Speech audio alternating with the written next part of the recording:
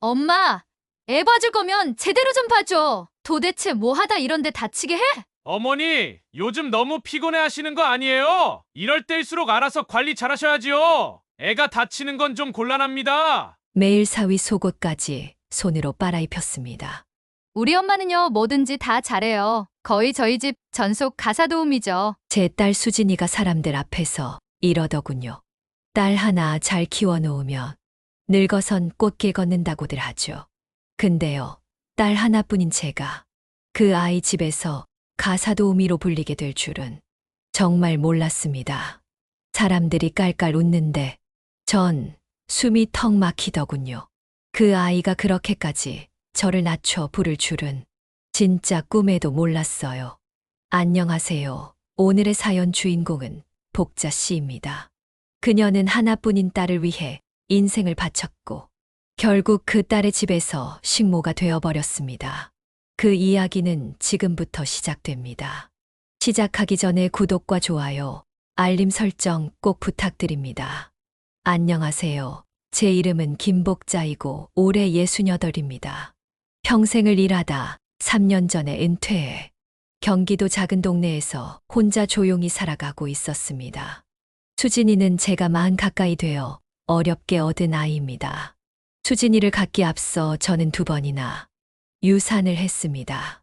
심장이 멎는다는 게 뭔지 그때 처음 알았어요. 마음을 접으려던 찰나 지금 우리 수진이가 와줬습니다. 하지만 기쁨보다 두려움이 먼저였습니다. 또 떠나면 어떡하나. 매일 밤 배에 손을 얹고 기도했습니다. 제발 이번엔 품에 안을 수 있게 해달라고요. 그 아이가 태어나던 날 울음소리가 참 약했습니다. 너무 작고 너무 연약해서 간호사가 안겨줄 때도 무서워서 제대로 앉지도 못했습니다. 그리고 딸아이는 한 달을 인큐베이터 안에서 버텨야 했습니다. 매일 병원에 갔습니다. 유리창 너머로 조그만 아기가 숨을 쉬고 있는지만 바라봤습니다. 저는 그때 이 아이는 그냥 아이가 아니고 하늘이 지켜준 기적 같은 아이라고 제 마음에 새겼습니다. 숨만 쉬어줘도 감사했던 아이입니다. 그런데 그 숨이 평범하게 쉬어지지 않았습니다. 어릴 땐 폐렴이 자주 왔습니다. 감기만 걸려도 열이 40도까지 오르곤 했어요. 천식으로 밤새 거칠게 숨을 몰아쉴 때면 가슴을 쓸어내리며 수없이 응급실로 달렸습니다. 다른 아이들은 체육복 입고 운동장 뛰어다닐 때 우리 수진이는 보건실 침대에 누워 있었습니다. 체육대회 날엔요. 다른 아이들 부모들이 응원하는 와중에 전 교실 창문 너머로 딸아이 혼자 앉아 있는 걸 보고 그냥 주저앉아 울었습니다. 그 기억은 아직도 생생합니다. 수진이는 내성적이고 말도 없었습니다. 애들 사이에서 늘 소외되었고 집에 와서도 말없이 방에만 틀어박혀 있던 날이 더 많았습니다. 저는 그런 아이를 혼자 두면 정말 무너질 것만 같았습니다. 그래서 그때 저는 일도 반쯤 줄였습니다. 하루하루가 아슬아슬한 줄타기였지만 학교 끝나는 시간엔 항상 정문 앞에 서서 기다렸습니다. 저는 저 멀리서 수진이가 걸어 나오는 모습만 봐도 그날 고생도 속상함도 다 잊을 수 있었습니다. 사실 그 애가 돌도 안 됐을 무렵이었습니다. 남편이 바람이 나서 집을 나갔습니다. 다른 여자가 생겼다더군요. 이유는 제가 아들을 못 낳았기 때문이랍니다. 그렇게 붙잡을 새도 없이 하루아침에 떠나버렸습니다. 아이가 워낙 약하게 태어났어. 저는 하루하루 딸 아이 잘못될까봐 동동거리는데 그런 그 아이에게 눈길 한 번 주지 않고 그렇게 가버렸습니다. 저는 기다렸습니다. 수진이 2돌까지는 혹시 돌아올까 했습니다. 그런데 그 사람은 아예 새살림을 차리고 연락도 끊어버렸습니다. 그때는 제 친정도 어려워서 기댈 데라고는 없었고 저는 혼자 애 업고 식당 서빙, 마트 캐셔, 청소일까지 닥치는 대로 했습니다. 배달 도시락 싸며 새벽 4시에 일어나 김밥 많은 날도 있었고 딸 수진이를 안고 버스 3번 갈아타며 어린이집에 데려다 주던 날도 있었어요. 그러다 보니 수진이는 저한텐 그냥 자식이 아니라 제 삶 전체가 됐습니다. 남편을 잃은 대신 이 아이 하나라도 잘 되면 된다. 내가 못 이룬 인생 이 아이로 채워지면 된다. 그렇게 믿었습니다. 그 아이 하나만 잘 되면 내 인생 다 써도 괜찮다고 생각한 것이었습니다. 그렇게 살아온 제가, 그렇게 키운 제 딸이 손주 생일날 그리고 사람들 앞에서 저를 식모 비슷한 가사도우미처럼 소개를 하더라고요. 그날 제 심장은 조용히 찢어졌습니다. 수진이가 결혼한 지 3년, 아이 낳고 1년쯤 됐을 무렵이었습니다. 어느 날이었나 전화가 왔습니다. 수진이 목소리가 말이 아니더라고요. 엄마, 나 진짜 못하겠어. 하루 종일 회사에서 일하고 집에 오면 또 애 보고 밥하고 빨래하고 진짜 나 숨이 안 쉬어져 엄마. 그 말에 저는 그날 밤에 잠을 한숨도 못 잤습니다. 내 새끼 잘못될까봐, 혹시라도 무슨 안 좋은 생각이라도 할까봐 그 걱정만 계속 머릿속에 뱅뱅 돌았습니다. 어릴 적에 수진이가 숨을 헐떡이던 그 밤들이 떠올랐습니다. 그때도 밤새 품에 안고 제발 숨만 쉬어달라고 빌었는데 또다시 딸 아이가 무너질까봐 그냥 못 앉아 있겠더라고요. 그래서 아침에 일어나서 바로 짐을 쌌습니다. 반찬 몇 가지 하고 손자 좋아하는 캐릭터 옷이랑 간식도 챙겼습니다. 그 애가 항상 숨 쉬듯 했던 말이 있었습니다. 엄마 없으면 나 못 살아. 가는 내내 그 말이 머릿속에 맴돌았습니다. 딸 집에 가는 동안 마음이 조마조마했습니다. 그리고 마침내 수진이 집 앞에 도착했을 때 수진이는 문을 열자마자 저를 꼭 안았습니다. 우리 엄마 냄새 나니까 이제 마음이 놓인다. 그 말에 제 속이 그냥 녹아내렸습니다. 그래, 이 애한테는 아직 내가 필요하구나. 그때는 사실 한두 달 도와주다 가야지 했습니다. 낮엔 애 좀 봐주고 반찬 몇 개 해놓고 청소기 돌리는 정도라고 생각했습니다. 근데요, 하다 보니 제가 안 하는 게 없더라고요. 아침 6시에 일어나 딸이랑 사위 도시락 싸고 손주 어린이집 보내고 돌아오면 빨래 돌리고 마트 가서 장 보고 손주 반찬에 저녁엔 딸이랑 사위 반찬까지 만들고요. 딸 내외 퇴근하면 저녁 차려놓고 손주 씻기고 재우는 것까지 다 했어요.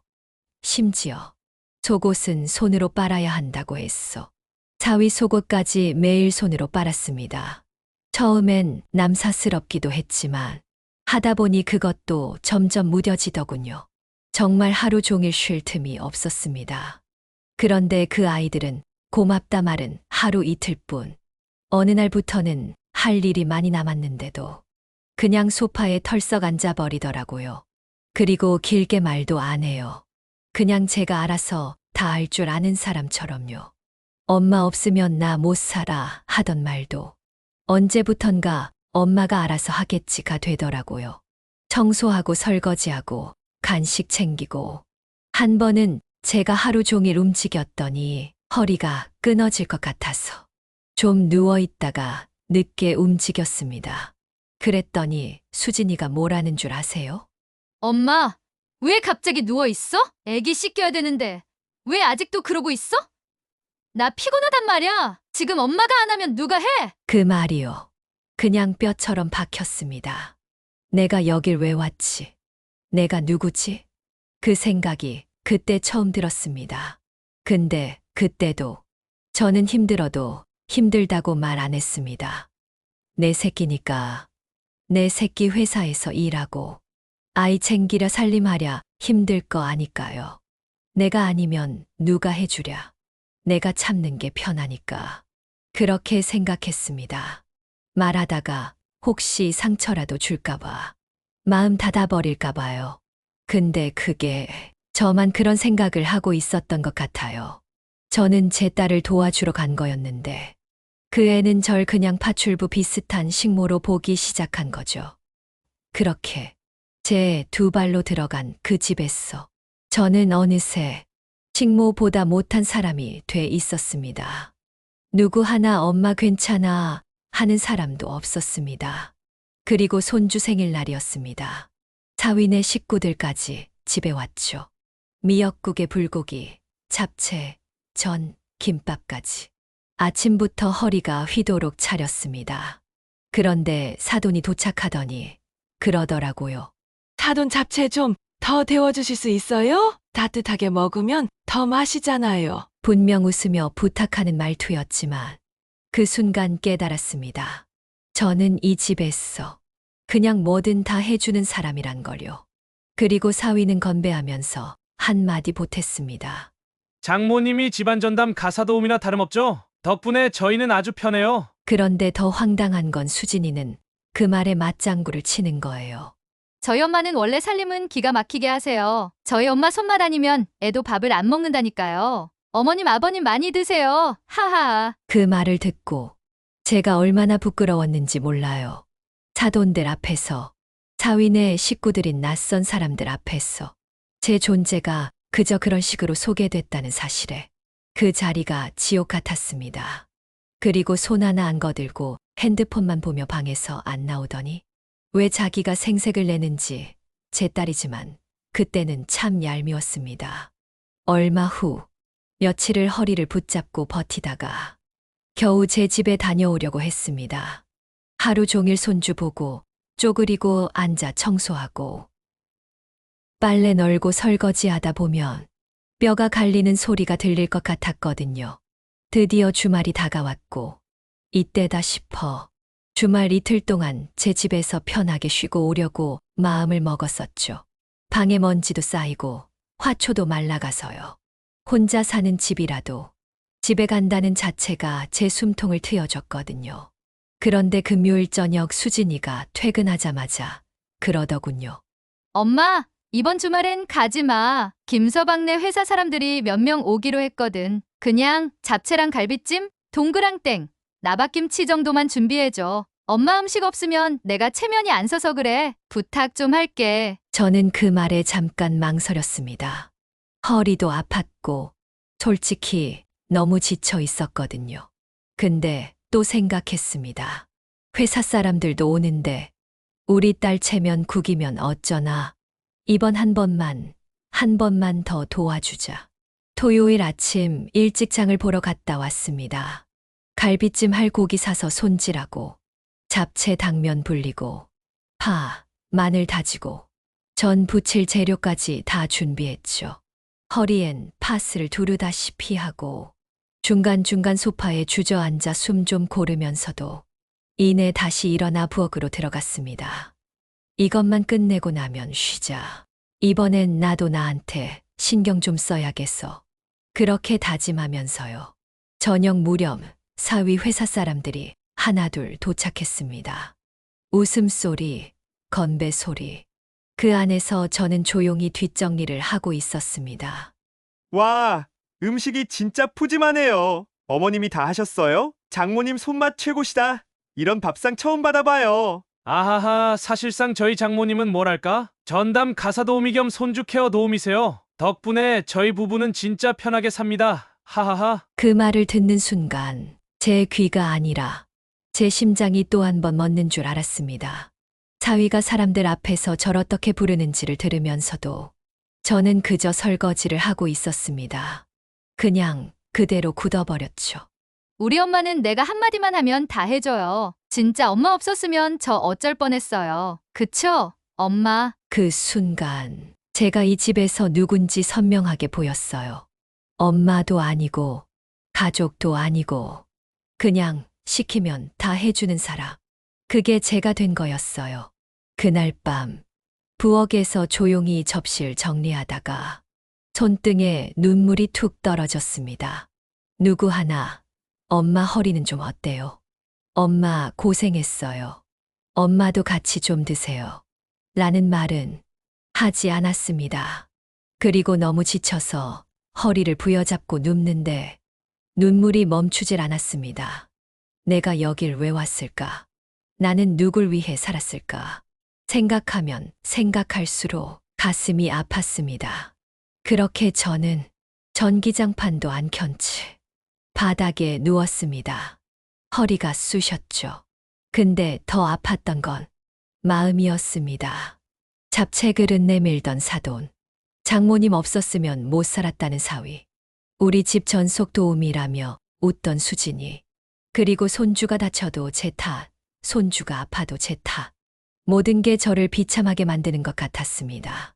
한 번은 손주가 거실에서 뛰다가 식탁 모서리에 부딪혀 이마에 멍이 들었는데요. 그날 퇴근하자마자 수진이가 제게 따지듯 말했습니다. 엄마, 애 봐줄 거면 제대로 좀 봐줘. 도대체 뭐 하다 이런데 다치게 해? 저는 말문이 막혔습니다. 그 순간 사위도 한마디 덧붙였죠. 어머니, 요즘 너무 피곤해 하시는 거 아니에요? 이럴 때일수록 알아서 관리 잘하셔야지요. 애가 다치는 건 좀 곤란합니다. 그 말들이요. 걱정보다 비난처럼 들렸습니다. 아이를 안고 앉아 있는 제 손이 괜히 떨렸습니다. 내가 잘못했나? 내가 진짜 애를 못 봤던 건가? 이유도 상황도 따져보지 않은 채 그저 모든 게 제 탓이 되었고, 그런 순간들이 어느덧 일상이 되어가고 있더군요. 그렇게 자연스럽게 저는 딸 집에서 식모살이를 하고 있었습니다. 아니, 어쩌면 식모보다 못한 사람이 돼 있었어요. 저는 딸을 도와주러 간 게 아니라 그 집에서 일해주는 사람처럼 느껴졌습니다. 저는 점점 지쳐가기 시작했습니다. 입맛도 없고 거울 속에 비친 얼굴을 보면 피부는 거칠하고 웬 쭈글쭈글한 초라한 할머니가 있는 것 같고 제 자신이 한없이 작아지는 것 같았습니다. 결국 제가 밥 해주고 청소하고 애 키워주고 그 모든 걸 당연하게 여기는 사람들 속에서 저는 점점 사라지고 있던 거였습니다. 정말 그렇게 하루를 더 살다가는 진짜 제가 없어질 것 같았습니다. 제가 저를 잃는 게 제일 무서웠습니다. 밤새 잠이 오지 않았습니다. 불 꺼진 부엌에 혼자 앉아 있었어요. 손에 잡힌 물집을 천천히 들여다보며 생각했습니다. 내가 떠나면 저 애들은 어쩌지? 애는 누가 보고 밥은 누가 하고 혹시라도 또 숨이 안 쉬어진다고 하면 그땐 또 어떡하지? 딸아이가 어릴 적 천식으로 숨을 헐떡이던 그 밤들이 떠올랐습니다. 그때도 밤새 기도했었죠. 제발 숨만 쉬게 해주세요. 제발 살아만 있게 해주세요 하고요. 그 애를 지키는 게 제 삶의 이유였는데 지금은 그 애 곁에 있으면 제가 죽을 것 같았습니다. 몸도 마음도 점점 망가지는 느낌이었어요. 그 애가 더는 날 엄마로 보지 않을 때 저는 그냥 아무도 아닌 사람이 된 것 같았습니다. 근데 나 진짜 이대로 살다 죽는 건 아닐까? 가슴 속에서 자꾸 두 목소리가 싸우더라고요. 참아야 해. 내 새끼잖아. 아니야. 나도 사람인데 이제 좀 나를 살펴야 하지 않을까? 그날 밤 저는 처음으로 엄마가 아닌 김복자로 나를 불러봤습니다. 작고 낯선 이름이었지만 왠지 꼭 안아주고 싶었습니다. 그렇게 밤을 지새웠습니다.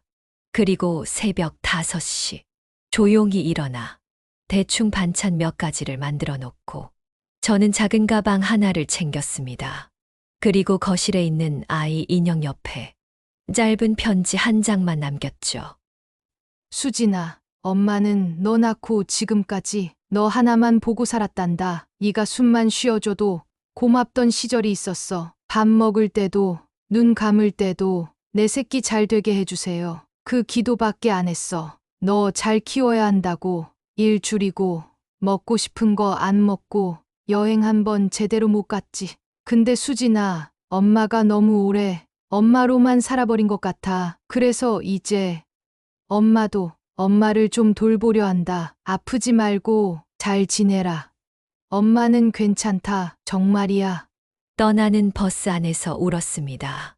죄책감, 미련, 억울함, 그런 것들이 다 밀려왔습니다. 이래도 되나? 내가 너무 큰 결정을 한 건가? 생각을 하기도 했습니다. 하지만 그 순간 마음 한켠이 처음으로 편안했습니다. 언젠가 수진이가 초등학교 들어가기 전이었습니다. 딱 하루 그 애 손을 잡고 바닷가 마을에 여행을 간 적이 있었습니다. 아무 계획 없이 간 여행이었는데 바닷바람을 맞으며 걷다가 언젠가 여기서 살면 참 좋겠다 라고 생각했습니다. 저는 무작정 버스를 타고 그 바닷가 마을로 갔습니다. 제 기억 속 마지막으로 저답던 순간이 있었던 곳이었습니다. 저는 그 기억에 기대어 그곳에 자리를 잡았습니다. 그저 누구의 엄마가 아닌 저를 찾고 싶었습니다. 근처 민박집에 묵으면서 하루 이틀 쉬고 있는데 주인 아주머니가 그러셨어요. 저기 그 반찬 가게 말이에요. 주인 할머니가 갑자기 건강이 안 좋아져서 가게 넘길 사람 찾는다던데. 그 말에 가슴 한쪽이 찌르르 하더라고요. 그 순간 제 마음속에 이런 생각이 들었습니다. 혹시 내가 해도 될까? 그렇게 시작된 일이었습니다. 뭐에 홀린 듯 반찬 가게를 인수하였습니다. 제 손맛은 더 이상 딸을 위해서가 아니라 세상을 향해 내놓는 것, 그것만으로도 참 뿌듯했습니다. 이젠 저를 엄마 대신 사장님이라 불러주는 사람들이 있었습니다. 그 말 한마디에 저는 더 이상 없어도 되는 사람이 아니라는 걸 느꼈습니다. 가게 문을 열 때마다 하루가 시작됐다는 기분이 들었습니다. 딸 집에 있을 때는 하루가 언제 시작되고 언제 끝나는지도 몰랐거든요. 그런데요, 어느 날이었습니다. 문 앞에 웬 그림자가 서 있는 거예요. 그 아이였습니다. 수진이 고개도 못 들고 서 있는 모습이 어릴 적 체육대회 못 나간다고 울던 그 얼굴 같았어요. 어떻게 여길 알았어? 그 말이 먼저 튀어나왔어요. 엄마, 나 어릴 때 엄마랑 여기 왔었잖아. 그때 엄마가 언젠간 여기서 살고 싶다고 했던 거 기억나서. 그 아이, 그런 말도 기억하고 있었더군요. 민박집이란 민박집에는 다 전화했고, 결국 한 곳에서 제가 여기 있다고 알려주셨다고 했습니다. 그렇게 수진이는 엄마가 없는 세상을 처음으로 겪고 있었던 겁니다. 엄마, 집이 엉망이야. 애는 매일 울고 내가 한숨 돌릴 틈도 없고 냉장고에 김치도 떨어지고 설거지는 산처럼 쌓여 있고 내가 그동안 뭘 어떻게 살고 있는지도 모르겠어. 그 순간 마음이 또 흔들릴 뻔했습니다. 그런데요, 그 아이 눈에 비친 저는 필요한 도움이었지 엄마는 아니었단 걸 이제야 확실히 느낄 수 있었습니다. 수진아, 엄마는 너를 사랑해. 평생 그 마음은 변하지 않아. 하지만 이젠 나도 나를 좀 사랑해 보려고 해. 살면서 한 번도 그러지를 못한 것 같아서 이제는 내 인생을 내 손으로 좀 살아보고 싶어. 그날 제 딸에게 처음으로 엄마가 아니라 김복자로 섰습니다. 누굴 위한 인생이 아니라 이제부터는 저를 위한 삶을 살고자 합니다. 딸아이는 그날 눈이 퉁퉁 부은 채로 돌아갔습니다. 다시 연락할게. 그 말 한마디 남기고요. 며칠 뒤 가게로 편지 하나가 왔더라고요. 엄마, 그동안 엄마 손은 제 밥을 짓고 제 옷을 개고 제 아이를 안아주느라 너무 오래 고생했어요. 이제야 알아요. 그 손이 저한테는 세상이었다는 거요. 엄마, 그 세상 이젠 엄마 거예요. 진심으로 미안하고 고마워요. 그리고 그 속엔 손주 사진도 함께 있었습니다. 참 오래 기다렸던 말이었습니다. 요즘은요, 하루하루가 참 고마워요. 새벽 시장 다녀와서 직접 담근 겉절이 내놓고 가게에 들어설 손님들 기다리는 시간. 누굴 위해 살던 시간이 이젠 저를 위해 숨 쉬는 시간이 됐지요. 사람들은 그래요. 엄마는 자식에게 다 줘도 후회 안 한다고. 그런데요, 저는 이제 제 남은 인생만큼은 제 몫으로 남기고 싶어요. 사랑하고 헌신하고 다 줬던 그 시간에 조금쯤은 나를 넣어도 되잖아요.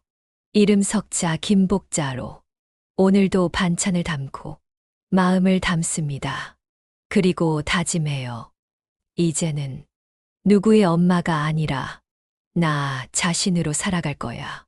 라고요.